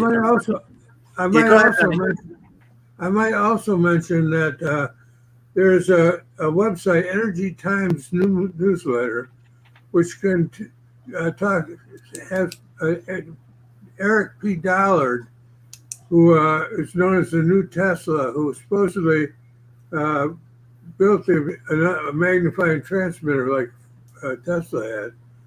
And he's there, but unfortunately there's a lot of crackpots there too. It's like a grocery store, you've got to you pick up the things that are good, but there's some things that aren't good for you. You don't buy them. And that's unfortunately because there's these crackpots are also on that Energy Times newsletter. People tar everything with the same brush. Eric Dollard has for years talked about longitudinal electromagnetic radiation coming off power lines. Yeah. Yes. Yeah, I've looked into that as well. The power lines, there could be dangerous effect from those from people's health. Some houses that are too near the power lines because electricity goes along the power lines and some of it leaks off. Yeah, when I was at UC Berkeley in the early '60s, I had an electric blanket. Later, they stopped selling these because they found out that they tend to make people sick who use them. I used one for years. That's the way it goes, I guess. Yeah. Sometimes people worry about these mobile phones causing cancer as well. And so I went to a conference on that must be 5 years ago. This was before the pandemic, and the people were researching whether mobile phones had a health effect on people. And they said, well, one of the problems, there's loads of problems. One of the problems is they were restricted to how they were allowed to do the experiments. It was an experimental protocol on how you were test a new mobile phone. And they said, well, we were testing you test a mobile phone, and then the manufacturers of the mobile phone just bring out a new mobile phone. So all your data is just based on an old phone. So that keeps messing things up. Keep changing the latest model of the phone. Some of these mobile phones, they do transmit out a lot of electromagnetic energy, and some of them more don't. And I think one of the suggestions is that, well, if you put it to your ear very close for a short period of time, it should have no effect. But if you're doing that all day, every day for 10 years, you get a cumulative effect. So we don't know that. So. I think one of the things they pointed out, if you read the instructions on how to use mobile phone on the internet, it tells you don't get it near your skin. So you're supposed to have it on sort of lead. Okay. Right. Well, if that's all for the moment, Denny, I'll move on. And if you want to come back, just let us know. Thanks for that. Now, the next person to join, I'm being a bit chronological here, is James Keane. And James always has some valuable overall analysis. So I wonder, would you give us the benefit of that, Jim? I don't know if it had any relationship to binary mechanics or not, but whether it does or not, we'd value your overall perception with regard to longitudinal versus transverse, or maybe a combination of the two existing. Well, I'd like to thank Roger for his presentation. And one question that occurred to me, if Roger could perhaps clarify, in the section of his talk on SETI, it was mentioned that longitudinal waves were involved in detection of certain signals. I'm wondering if he could clarify how that was done, how you would detect that compared to transverse waves, or just to clarify that issue, please. Thank you. Yeah, it was Peter Chesley who contacted me, and he'd studied a lot of Tesla physics, and so his devices were based upon getting radio signals, and he had his own satellite dish, a radio telescope in his garden, and he was picking up these signals, and he was interpreting them as in the way the conversion process was interpreting them as longitudinal waves, and so he was then getting it that way, and then he was saying it was intelligent information in those signals, and he was reporting it to the SETI League, which is sort of like the amateurs part of SETI, not the professionals. And he was reporting that, and of course it's not based on Einstein physics, so they don't believe it. So he wasn't getting anywhere with telling anybody about it. It was just a block on people believing it. You don't believe in that sort of physics, so he's picking out these things, reporting it, and he was not being believed. Doesn't light frequency suggest or actually imply rather directly that the phenomena is longitudinal, so that we don't have to rely upon phenomena such as the photophone, just simply even the photoelectric effect.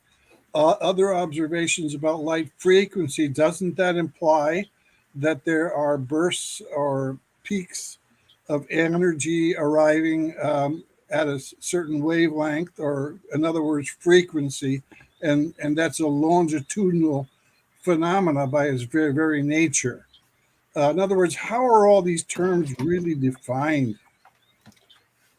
Yeah, I would think that a physicist or scientist looking at electromechanical signals should really be deducing there's a longitudinal part in it. I thought the photophone was illustrating that you having sound as a longitudinal wave being transmitted on light was supposed to be a transverse wave, indicating there's supposed to be more to that light than just being transverse, but also having a longitudinal part. I thought that was illustrating it. So somebody looking into these things, free of bias to believing in Einstein, they should really be including there's a longitudinal part to the light as well as a transverse part to it. But everything's been built up, and you've had Hertz doing his experiments, and you had Maxwell doing his mathematics based on the work of Faraday's experiments. And it's all been built up like that. And then you get to Einstein, he's sort of, I think, where they've sort of, he's put Einstein as taken as the authority figure, and it's messed everything up. But and indeed, a couple of comments coming in, not referring to Einstein per se, but they're saying the whole of modern electronics, is built on the conventional theories. So, how could that be? Yeah, it works, but you sort of like, there's more going on with the electrics than just being taught to you by the physics courses on it. It's more of a, you got the basic. You go do your physics degree, do your electromagnetism, and it tells you the basics of how devices work.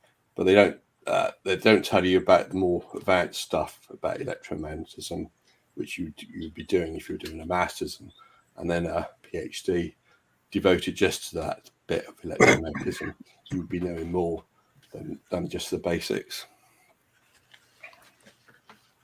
So, is there anything else you'd like to raise, Jim, at this stage? I'm good, thanks. Thanks, Roger. Okay, well, thank you. And if you have anything else that you want to raise before we stop today, please just signal. Right. Okay. I have four here. Now, Cornelius was the next person to join. I think his mic is muted, and his he's just.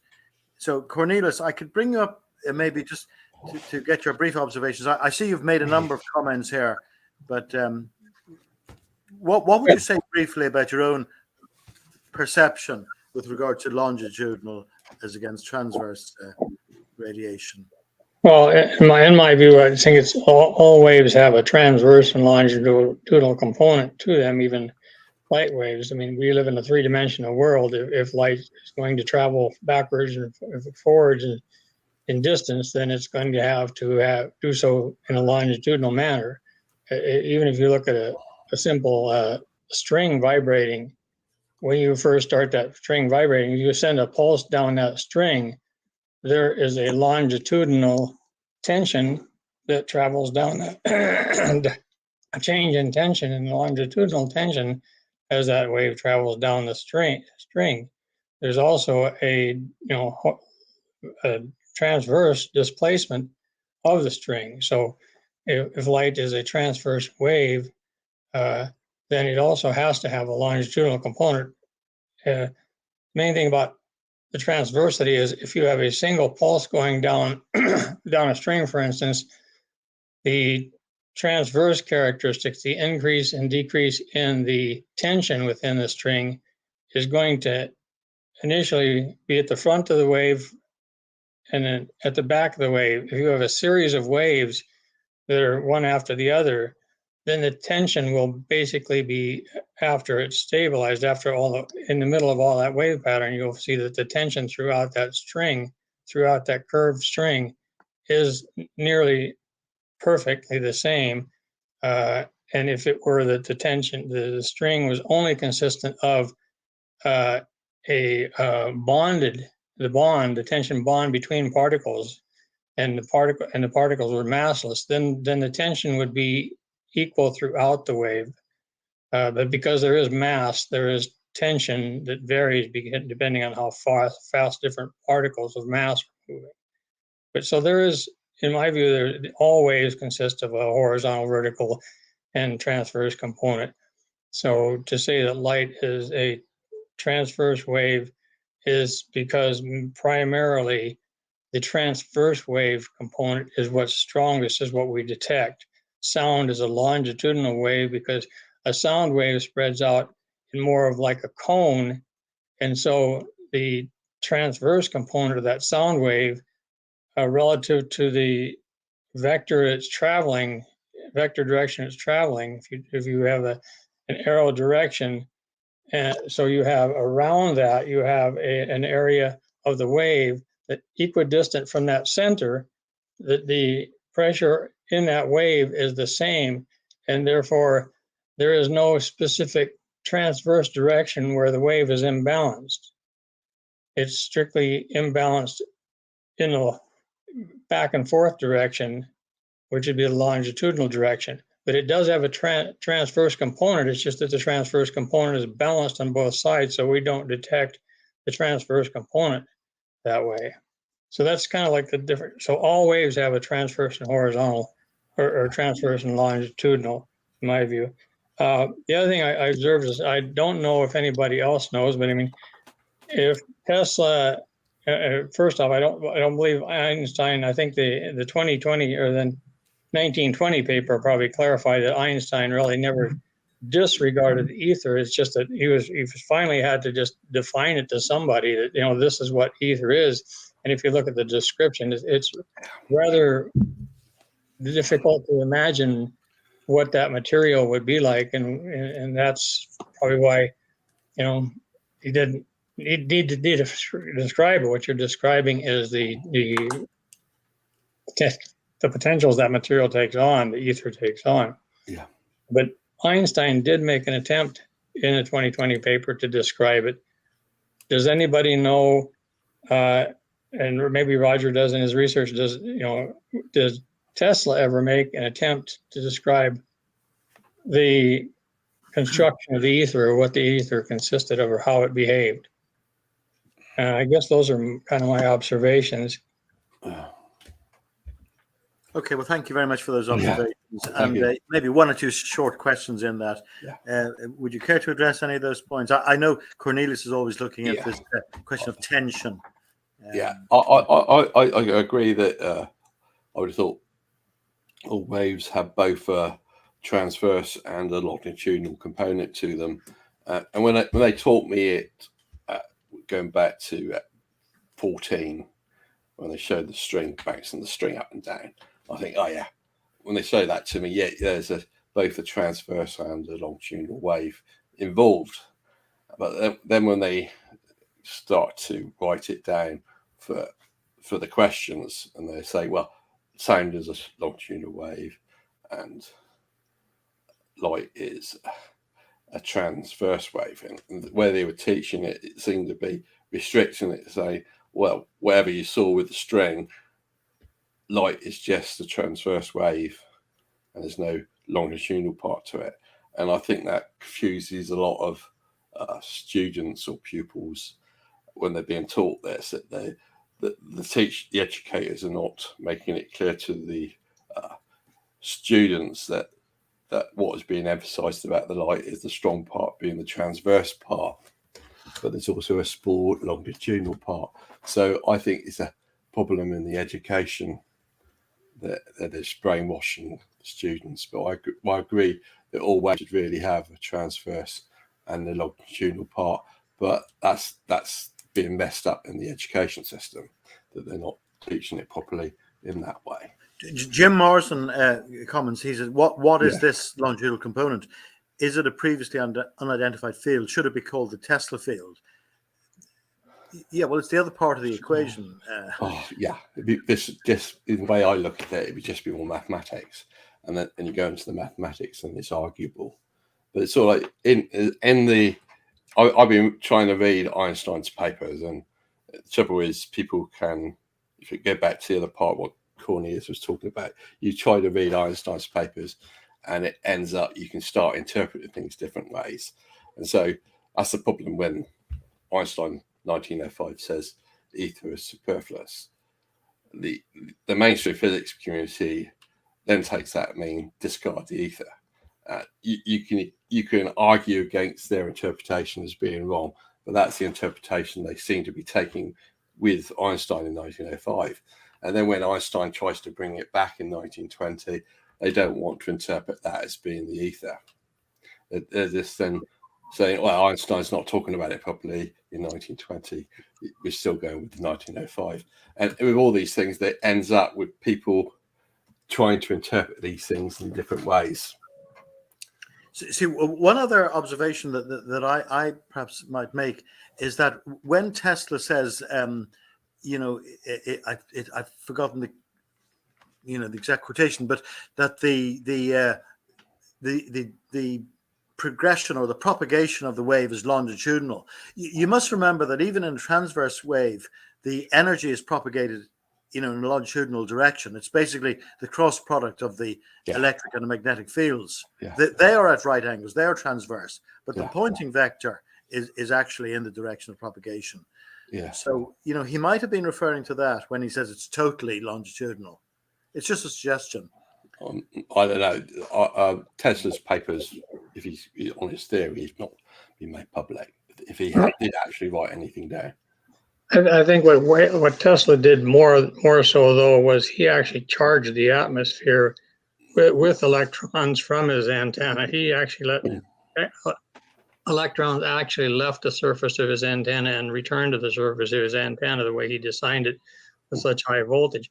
And when they did that, you have this push outwards and this pull inwards of an electric field. Yeah. And so that push and pull outwards and inwards would be essentially going to be a longitudinal electric field. A change in electric potential would be happening, but not an electromagnetic wave.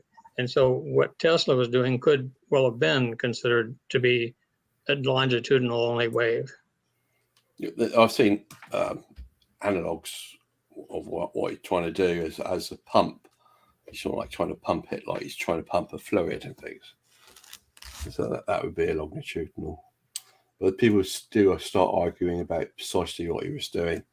And then you've got the problem of interpretation now from people believing in Einstein and wanting to interpret what Tesla was saying was wrong.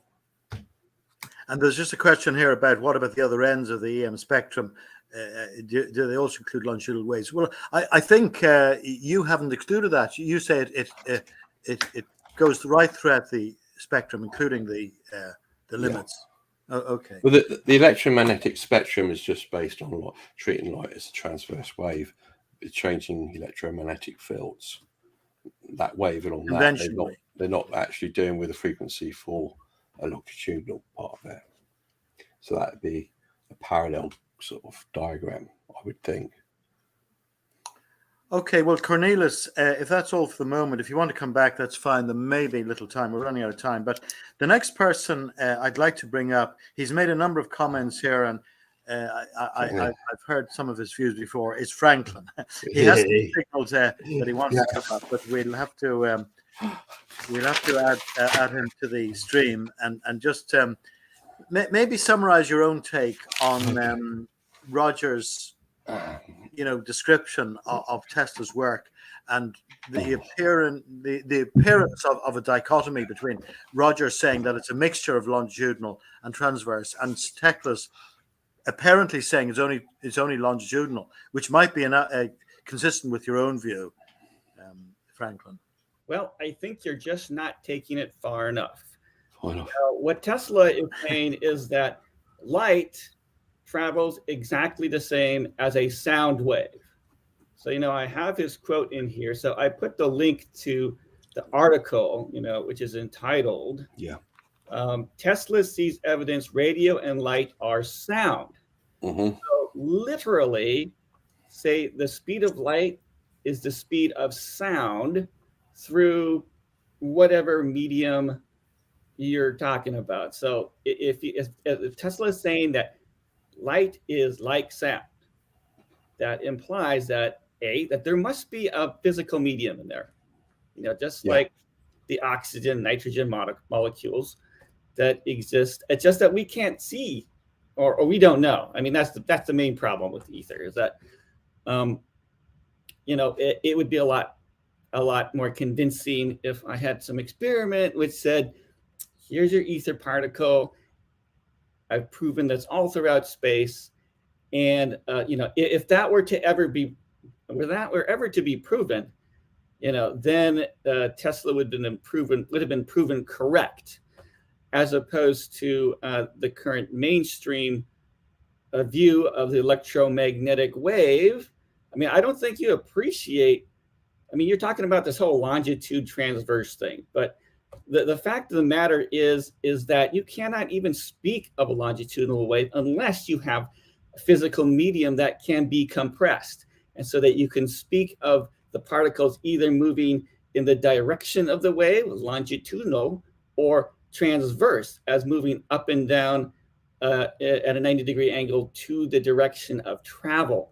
Both of those concepts actually require a material medium to be present.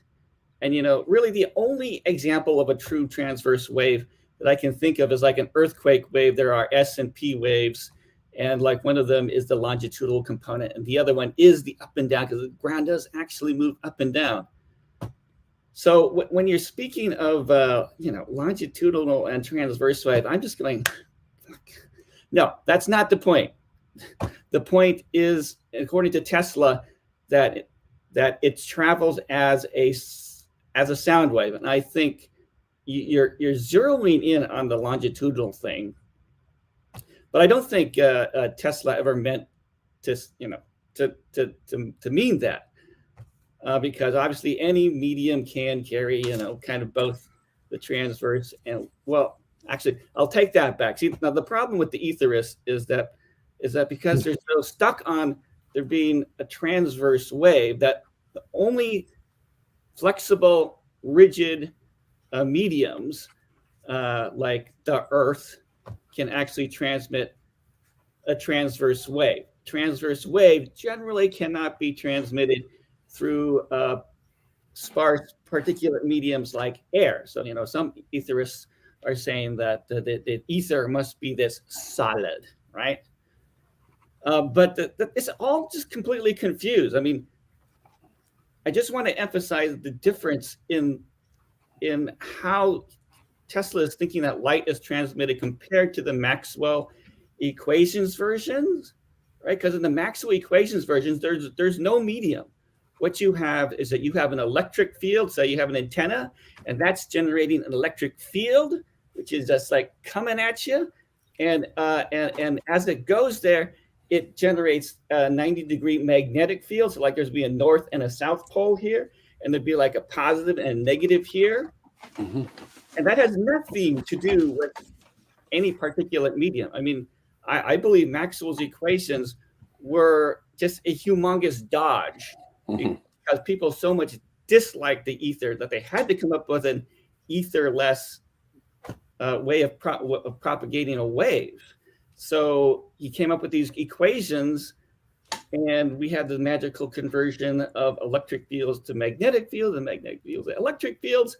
And then we say that, yeah, Maxwell's third and fourth equations are proven by the existence of radio waves. But, you know, that's completely circular justification. I mean, I could come up with some completely silly theory of how radio waves are transmitted. Like I said, the little green men or fairies are what's transmitting the radio waves. Yeah. And because it works, that must mean it's true, right? So I have proven that little green men transmit radio waves just as much as Maxwell's equations, because if you don't have any requirement to actually prove out the individual mechanisms of your transmission, right? If I don't have to prove that they're little green men, then it's as valid as Maxwell's equations would say that, well, the magnetic field is obviously there. It becomes an electric field, becomes a magnetic field. It's self-propagating, right? But, you know, I keep on pointing out that no one has ever measured, say, the independent magnetic component of a radio wave or the independent electrical wave. It's just presumed that, hey, since the radios work, that, you know, that must be true. That's the only way it can be true. It's magical. And yeah, it's about as magical as the little green men. Now, in my case, you know, you can disprove the little green men because you can observe between the transmitter and receiver and look for little green men and see, well, no, they're not there. So that can be disproven because obviously the mechanics of what I'm suggesting are wrong, right? So I'm just saying that Maxwell's equations should be held to the same standard. That if they're saying that there's this electric field, then you should be able to, like, there's a transmitter receiver. I should be able to put in something that measures only electric fields, and I should be able to receive that in a way that definitely shows that that field is there. Like if I send like an electron beam through the middle of the transmitter receiver, they should react to that varying electric and magnetic field in a very predictable way. Now, I don't know that we have the experimental equipment to do that, but that is something that needs to be proven. Otherwise, Tesla is right in that it travels like a sound wave, and we would not say that sound travels as a self-reinforcing magnetic and electric field, right? That would be ridiculous. But yet you could use that same argument by saying, I use a microphone, and then that transmits to a speaker. The speaker transmits through air. It gets by a microphone, and that's turned into electricity. But sorry, Franklin, we might say, if we're to say that waves are a mixture of longitudinal and transverse, if you just accept that for the moment, we might say that a sound wave is actually not totally longitudinal. It's a mixture of transverse. I know you won't accept that, but one might, advance that hypothesis. I wonder what you think of that, Roger. Franklin said a lot, actually. Yeah, you say saying things about Maxwell. Maxwell was trying to think of an ether physics, and that part of it normally gets discarded now. So when you're saying that, although it was like Einstein who actually came up with like the four that are kind of accepted. Yeah. See, I'm not even sure that even Maxwell would agree with Maxwell's equations, but you never know. Well, it's a formulation that he didn't come up with something. He was trying to come up with vortices and an ether for that, but he didn't. What Maxwell did, he had the electric field and the magnetic field, but he didn't have the gravitational field, so it wasn't a unified field theory of combining all those fields. So it was only a part of it. It's only a partial theory anyway. So he died, before, I think, quite young, in his 40s or something, before he got on to thinking about gravity and such forth, or how to bring that into it. So his equations are only partial.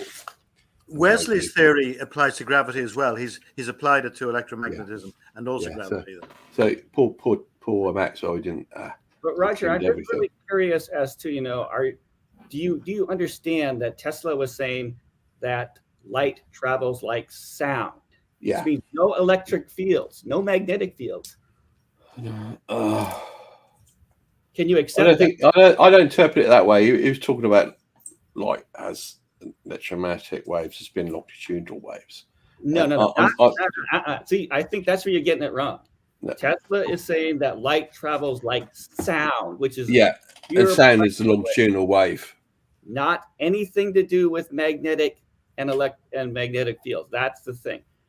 Sound does not travel by magnetic and electric fields. It doesn't travel by Maxwell's third and fourth equations. That's what I'm Yeah, trying but you see, you get the analogy could be that the compressions and the rarefactions in this medium, which has electric and magnetic properties. There is a permittivity. There's a capacity to store electricity, and there's a capacity to induce magnetism, permeability. That those compressions and rarefactions, which are sound, that's right. But when they are applied to this electromagnetic medium, you do get electric and magnetic fields. So that's an interpretation, I think, an alternative interpretation. Well, it's the interpretation I would use of what Tesla was saying. no. Yeah. I would say that is. I know you. Yeah. I would say that that's wrong. Really, Yeah. You do. You say it's just sound. it's Full just stop. sound. That's what Tesla. It's just sound. With So you're saying that the It's a compressions, the compressing the ether and rarefying the ether gives you light, and there's absolutely no such thing as an electric field or a magnetic field, or at least there's no arising electric magnetic field. That's your interpretation, I know, but I disagree with it. I think it's incorrect. But I don't know what Roger probably doesn't quite go along with it either. Do you? when they talk about matter, when you talk about atoms, you've got the electron, and that's negative charge, and the nucleus is positive charge. So you are talking about electromagnetism. Electromagnetism then, and when atom or so forth gets excited in air, as it is a sound wave goes through it, then that is still an electromagnetic effect going on there. The excitation of the atoms, that's electromagnetic. And whether they've got that properly in the mathematics, I don't think they have. So when they talk about a sound wave being longitudinal, there should be a small transverse effect involved. But Well, there you are. You're saying the same thing as I said a moment ago. And what the way I was talking about it, I was trying to bring in, well, the mainstream physics people are talking about a transverse wave, and also like accept what they're saying about that in terms of how they're interpreting experiments. But I'm also saying I'm trying to bring in this other thing about longitudinal. I'm saying they're ignoring this other bit, and that's also in experiments, but they're not really talking about that. I mean, really, the problem with light traveling less sound is, say, explaining things like polarization. I mean, the whole reason why we have the transverseness in the conventional wave is to, for example, to explain that polarization.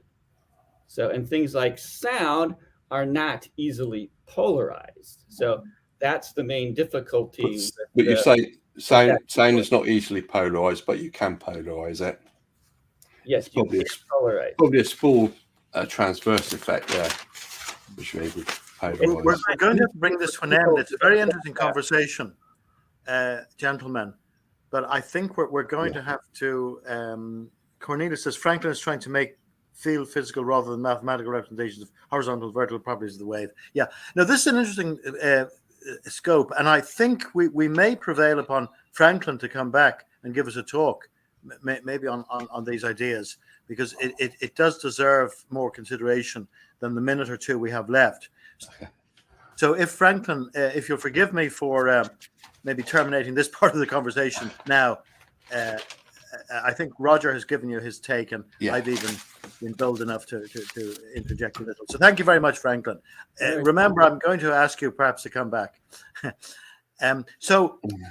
Roger, I think we let you go. I'll just physically close the session by bringing you down now. If I can do that, yes, lovely. I mean, the very fact that I've had to cut the session down at the end means that we've had a very engaging session. Sometimes we find that we have to fill the 2 hours. That does not often occur, but it certainly didn't occur today. We could have spent another hour or two talking about this, and I think we'd have to come back to it. the question of Tesla's ideas and their neglect, and the element of that neglect flowing from the idea that there's no ether at all. Because one thing that's come out in the discussion is that we have differing views, and but we all seem to accept an ether, which perhaps is counter to some ideas of other people, who are looking at the particle model and things like that. So that's interesting. We haven't had sort of an opposition to an etheric idea today, which is counter to the mainstream, and it is also counter to some people who prefer, dealing with more particulate matter. But with regard to Tesla's ideas, which have been neglected, and also the interpretation of Tesla's ideas, those matters are something that I think we'll have to delve into in more detail. And actually, even today's talk has given me more meat for further research. I think I need to spend a little time looking a bit more at Tesla's ideas and how they relate to what Wesley has done, for example. And I might be discussing that with Denny here in more detail in the coming days. But I'd like to thank Roger very, very much for taking the trouble. He's always producing, and he's putting his thumbs up, so I know he appreciates that. But I'm quite genuine. He's produced a lot of very interesting slides, which are historically interesting as well. And he hasn't blinded us with mathematics, but he's given us a good physical description of the matters. And the main thing is that a 2-hour discussion, no matter how comprehensive, cannot end the matter. It really is just the beginning to our consideration, particularly when you're dealing with a subject which has been neglected or misinterpreted for so long. And Tesla has been dismissed as a crackpot because he believes in ether, but Einstein showed that there's no ether, and therefore you needn't go into the subject any further. Well, I think today we've been given a further indication that that's quite wrong, and we do need to go into that in much more detail. So again, I'd like to thank Roger very, very, very much. Now, and I'd like people in the Facebook and the people in the YouTube, and very much the people in the green room who've all made very valuable contributions to our discussion today. Now, we've had some fairly fundamental discussions or lectures over the last number of weeks on this. I think what we're planning for the future is a continuation, obviously, but some which may be branching out a little more into some other areas of science or more general philosophical matters. We may have 1 or 2 talks coming up in the next couple of weeks on things like that. Maybe things like Hippocratic Oath in medicine, or things which are branching out a little more. So we do hope that you will continue continue to participate actively, and all your comments. I'm even reading some of the comments coming in now. That's why I'm hesitating a little.